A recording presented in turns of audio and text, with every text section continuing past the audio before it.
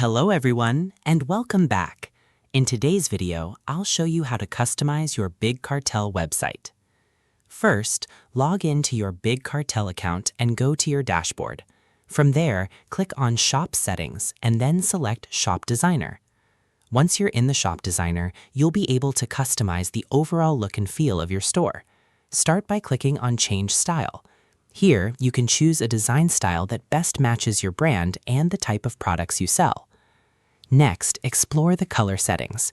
You can adjust your store's colors to match your branding and create a more professional appearance. Even small color changes can make a big difference in how your store looks to visitors. As you customize your website, take time to preview your changes and make sure everything looks clean and consistent. A well-designed store can help build trust and encourage customers to explore your products. Once you're happy with the design, save your changes. And that's it. You've successfully customized your Big Cartel website. If this tutorial helped you, don't forget to like, subscribe, and thanks for watching.